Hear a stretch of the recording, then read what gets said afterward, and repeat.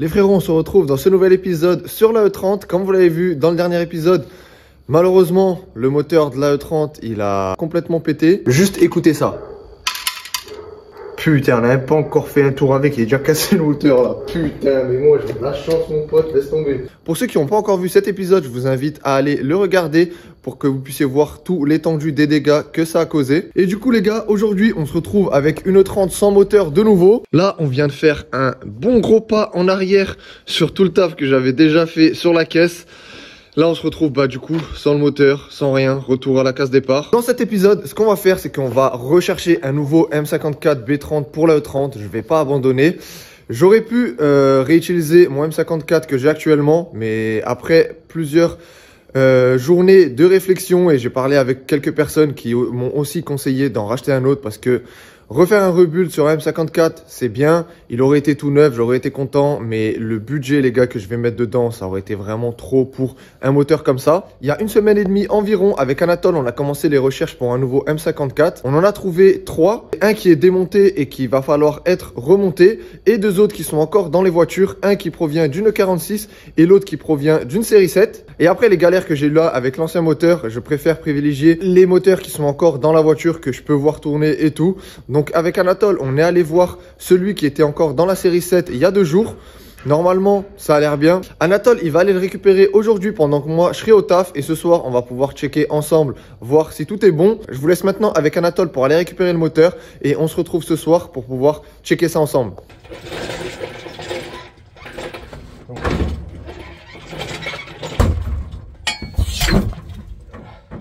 Il est sanglé. Et direction la maison. Hein. Let's go. Très important, fermez la veste. Il fait moins 1000 degrés. Celui qui a oublié de prendre des gants, c'est moi. On est le lendemain, hier soir après le taf, je suis passé directement voir à l'intérieur de la petite remorque le nouveau moteur. Je vous ai pas filmé parce qu'il faisait nuit de ouf, on voyait que dalle. Et j'ai fait 2-3 petites découvertes sur le moteur qu'on n'avait pas vu quand on était là-bas. Tadam, le nouveau petit M54 B30 qu'on était censé mettre dans la E30. Et en regardant à gauche à droite, j'ai vu déjà que au niveau des bobines, ça n'a rien à voir avec le mien. Au niveau des prises des injecteurs aussi, la pompe de DA, l'alternateur, enfin il y a vraiment plein de choses qui diffèrent par rapport au mien. Et là où après j'ai compris pourquoi tout était différent, c'est quand j'ai vu le calculateur. Et le calculateur, vous voyez que c'est un MS45. Et moi sur le M54 que j'avais actuellement dans la E30, c'était un MS43. En gros, j'ai vraiment pas mal de choses à récupérer de mon ancien moteur pour pouvoir mettre sur celui-là. En soi c'est faisable, mais moi ce qui me fait chier c'est que ce moteur là ça vaut quand même un certain prix. Et si maintenant je veux refaire mon deuxième M54 que j'ai là actuellement qui était dans la E30, le jour où je vais vouloir faire ça, je vais me retrouver avec la moitié des pièces manquantes sur le moteur. Donc si c'est pour derrière rajouter encore 500 ou 600 euros de pièces pour racheter des bobines, racheter une pompe de DA, racheter un alternateur. J'ai de la chance, c'est qu'Anatole connaît bien la personne chez qui on a récupéré ce moteur là. Donc il a dit il n'y a pas de souci, tu me le ramènes. Il y a Anatole qui va venir, on va raccrocher la remorque, redéposer le moteur. Et cet après-midi, direction voir le deuxième moteur que... Oh, bonjour monsieur, ça va bien? Je suis éclaté, je sais pas pourquoi.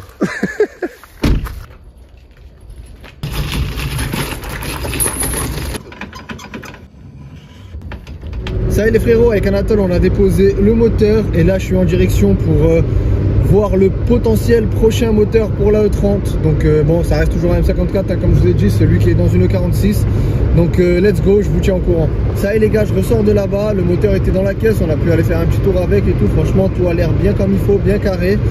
Donc j'ai laissé un acompte et d'ici quelques jours il va me rappeler une fois que le moteur est dehors et on se retrouvera à ce moment là pour aller le récupérer.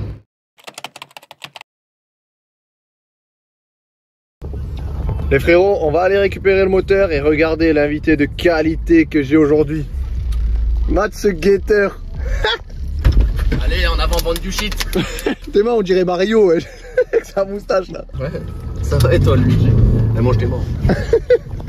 Oh, c'est une rue piétonne, gros, tu fais plus jamais ça. Il peut y avoir des cyclistes en France. Ça y est les gars, on est arrivé. On va charger le moteur. Ah, Justin il nous fait un sanglage approximatif plus. Gros, je dois aller sous la voiture pour cliquer. Bon, on va essayer de sangler ça et que ça tombe pas par terre avant qu'on arrive à la maison, ce serait pas mal. Il fait froid, mission accomplie. Le moteur est toujours là. Oh, le Den pas saute, je crois que je t'ai pas vu ou quoi? Vas-y, qu'on là-bas, c'était un bonhomme.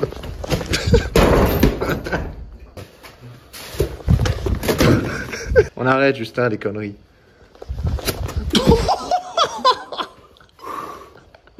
Sinon, on aura vraiment une façade là. Oh là, t'es prêt pour le même niveau esquive là. Non. Baseball.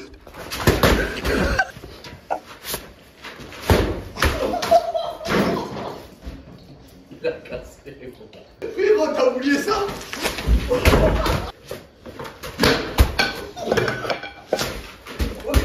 Bon allez, on arrête. Sinon, on va tout casser.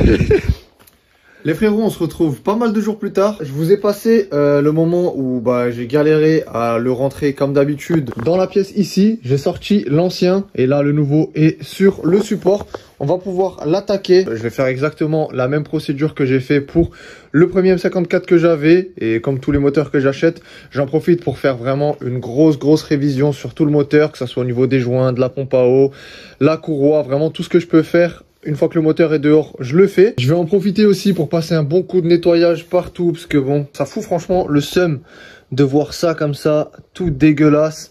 Bon, quand j'ai acheté mon autre M54, c'était pareil, et je m'étais fait chier à bien tout nettoyer et tout, et franchement, ça fait quand même beaucoup plus plaisir de voir ça que de se retrouver avec un moteur comme ça dans la voiture. J'avais besoin de récupérer le carter de ce moteur-là pour mettre sur mon ancien M54 qui a cassé. Parce que je vais le garder, je vais le stocker et un jour on le ressortira, on fera quelque chose dessus. Je vais pas le jeter à la poubelle ou le revendre. Ça pourra toujours me servir. Donc pour le stocker, j'ai préféré le refermer complètement. Donc j'ai remis le vélo dedans avec toutes les pièces, cache-culbuteur, tout ce qui bouge. Et sur celui-là, du coup, il fallait que je mette le carter de E34 juste le temps que j'enlève l'ancien moteur du support. Celui-là, je l'ai reposé sur un pneu et je voulais pas le poser directement sur la pompe à huile, tu vois. Et pour remettre le carter de E34, vous êtes obligé d'enlever la crépine de E46 parce que elle va pas avec un carter de E34. Et là, première surprise, qu'est-ce que je retrouve dans la crépine posée comme ça au fond? Un joint tout sec, aucune idée de où il peut venir. En plus, au début, je me suis dit, ça doit être le joint d'ici. Sauf que vous voyez, ce joint est encore en place. Je me suis dit, ça doit peut-être être le joint de la jauge d'huile juste ici. Sauf que je l'ai sorti, le joint est encore dedans. Et surtout, au niveau de la taille, ça correspond vraiment pas. Donc là, je me retrouve avec un joint torique en 1000 morceaux qui a un diamètre qui correspond à rien du tout de ce qui pourrait être plausible pour que ça soit dans le carter. Donc bon, en plus c'est vraiment grand hein, les gars, je sais pas si on se rend compte mais ça fait limite la taille de la crépine hein, le diamètre. Tout ce que j'achète, j'essaie de faire bien les choses, faut qu'il y ait une dinguerie. Ce moteur là je l'ai vu tourner dans la voiture, on a pu faire un tour avec, je me suis en plus bien pris le temps de prendre un moteur que je vois tourner, je voulais pas prendre un qui était sur palette de nouveau ou quoi. Celui-là il tournait et tout, et là première chose qu'on voit c'est directement les problèmes. Ce qui me rassure un petit peu c'est que c'est un joint, c'est pas un morceau de métal ou un truc de ouf. De toute façon là je vais démonter tout le moteur complètement, enfin tout, je vais pas l'ouvrir, le déculasser, mais vous avez compris, je vais enlever tous les éléments tout autour, l'admission, cache-culbuteur, tout ça, on va voir s'il manque quelque chose quelque part. Et si tout se passe bien, je vous mets juste un avant-après du moteur une fois nettoyé avec toutes les pièces montées, et si jamais il y a une dinguerie entre temps, je vous reprends pour vous expliquer ça, mais bon, je croise les doigts pour que tout se passe bien.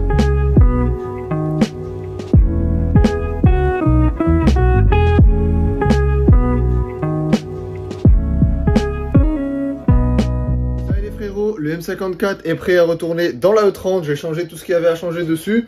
Du coup, ce qui est cool, c'est que vu que j'ai déjà tout modifié sur l'ancien, j'avais juste à récupérer tout ce qui était modifié pour le remettre sur celui-là, donc ça allait quand même assez vite. Autre point que j'ai dû faire aussi, ces deux durites là, elles étaient mortes de chez mortes. Vous avez pu voir dans les images juste avant que vraiment tout ici là, il y avait de l'huile et du liquide de refroidissement. Et au démontage, même quand tu sors le moteur, t'es pas censé avoir autant de liquide de refroidissement là. Et en démontant, j'ai pu comprendre pourquoi c'était comme ça. Vous pouvez voir que là, le petit bout, il était complètement cassé. Et l'autre côté, pareil, c'était exactement la même chose. Donc bon, ces durites là, on les trouve encore et ça vaut pas trop cher. Donc du coup, j'en ai profité, je les ai faites. Au moins là, on part sur un truc tout neuf, c'est nickel. Tout feneux même, je dirais, pour certaines personnes. Ça a bien avancé, je suis content. Le moteur, on le met encore aujourd'hui comme il faut dans la voiture. Et le premier démarrage, on le fera pas aujourd'hui. On le fera encore dans cette vidéo. Mais le petit truc que je veux faire pour être sûr vraiment avec ce moteur qu'il n'y ait pas de galère, il n'y ait rien. C'est que vous vous souvenez, pour le calculateur, j'avais pas enlevé l'antidémarrage de mon ancien calculateur, enfin en tout cas celui d'origine du moteur qui a cassé. J'avais emprunté celui de mon pote Maxime, mais je préfère repartir sur le calculateur du moteur qu'on va mettre dedans, avec juste l'antidémarrage enlevé, comme ça je suis sûr qu'il n'y a pas de galère, il n'y a pas de truc, vu que pour l'instant je sais pas pourquoi l'autre a cassé. Et en plus de ça, j'en ai profité aussi pour remettre les injecteurs du moteur qu'on va mettre dedans, comme ça au moins on enlève encore la possibilité que les injecteurs avaient un problème. Après, peut-être que ça vient encore d'autre part, mais bon, je préfère maximiser mes chances qu'il ne se repasse pas la même chose en remettant tout de l'ancien moteur. Donc bon, let's go, on sort le moteur d'ici, on le met sur la chèvre et c'est parti pour mettre embrayage, boîte et le remettre dans la E30.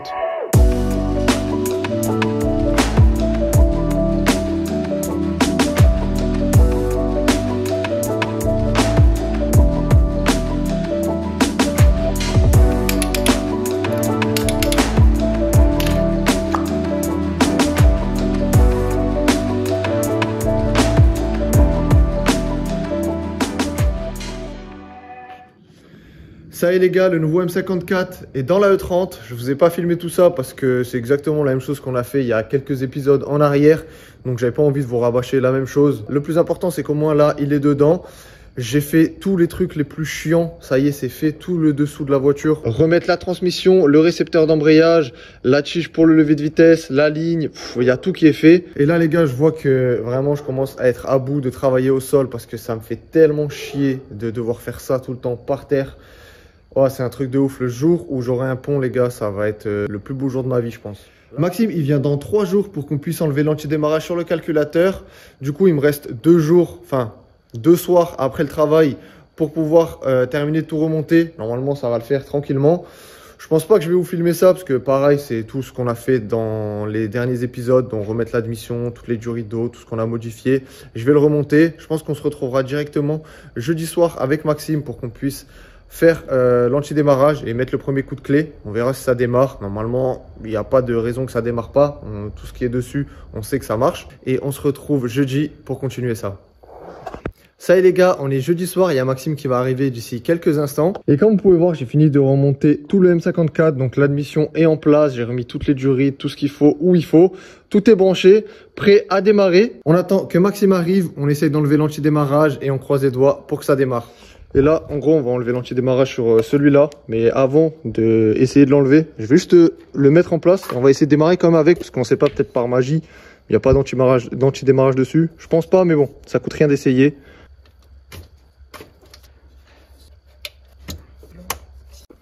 Bon, on va essayer, on va voir ce qui se passe. Déjà, la pompe à essence qui se met en route. Bon. C'est à l'allumage. Et là, le plus beau fond d'écran. Voilà. Bon les gars, pour vous expliquer en gros, Maxime il a pris un bout de son ordinateur.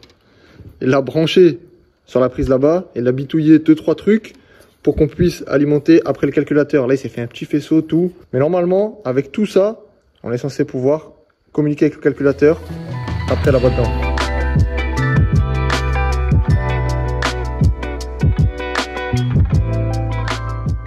On a dû ouvrir le calculateur, se mettre sur le pin que vous voyez juste là. Et ça, en fait, c'est juste pour sauvegarder le truc de base, c'est ça? Voilà, pour faire une copie complète du calculateur et le faire passer en boot mode. Ok, comme ça, s'il y a une galère, on peut remettre tout voilà, comme à l'origine et voilà. Donc là, maintenant que ça l'a lu, Maxime il va prendre un fichier qui va débloquer le calculateur. On va juste l'inscrire dedans. Et normalement, après, avec ça, c'est censé démarrer comme par magie. En attendant, petites chips comme au cinéma, mon pote. Du coup, là, c'est good. Là, on va tout débrancher. On le remet sur la voiture, on essaie de démarrer. Voilà, exactement, on va faire ça. Ok, let's go.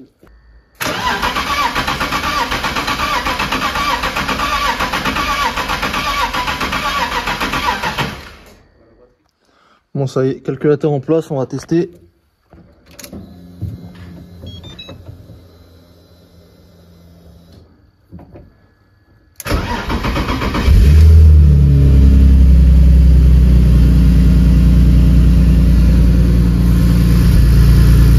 Ça compte bien, hein? Rond de ouf. Eh, ça me rappelle trop des mauvais souvenirs que ça tourne rond comme ça. Laisse tomber. S'il a dit galère. 3 secondes après, il y a tout qui a pété. Et là, en gros, maintenant qu'on a fait tout le bidule avec ça là-bas, et ben maintenant on peut communiquer directement avec l'OBD dans le calculateur. Donc par la suite, si on veut changer le rupteur, ce genre de choses, ben, on pourra le faire directement en passant par l'OBD sans devoir refaire ce qu'on vient de faire là. Franchement, énervé. Voilà, une bonne chose de faite. L'anti-démarrage, ça a fonctionné. Bien joué Max. Petite satisfaction d'entendre quand même le nouveau moteur tourner dans la voiture.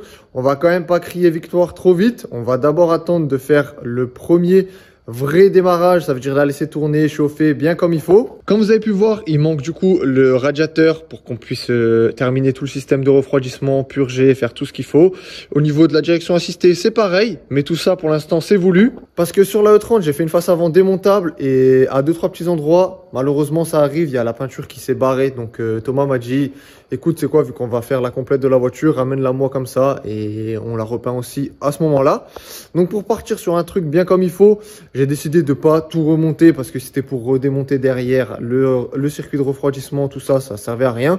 Là, le moteur démarre, on sait qu'on est bon. Une fois que la peinture sera faite, qu'on récupérera la E30, et ben, on pourra terminer le montage du moteur complet. Donc, il y aura plus grand chose à faire. Le nouveau M54, pour l'instant, on va pas l'entendre tourner plus longtemps que ça. Mais bon, c'est pour la bonne cause parce que la E30 va enfin bientôt retrouver sa couleur d'origine et ça j'ai vraiment super hâte. Là le fait qu'on va la déposer chez Thomas qui va faire la peinture complète, que la prochaine fois qu'elle va revenir à la maison elle sera peinte, ça veut dire qu'on va pouvoir remettre pare-brise avant, lunettes arrière, les vitres, les portes, enfin j'aurai vraiment l'impression d'avancer et ça va me faire plaisir de retravailler de nouveau sur le moteur. Je vais rentrer et on se retrouve d'ici quelques jours pour emmener la E30 chez Thomas. Ça y est les frérots, let's go la déposer pour la complète. Ah, ça veut dire la prochaine fois normalement que je la revois, elle est soit d'une autre couleur d'après, parce qu'elle va être reponcée et réapprêtée. La prochaine fois qu'elle revient à la maison, qu'elle est sur le plateau, c'est de la bonne couleur.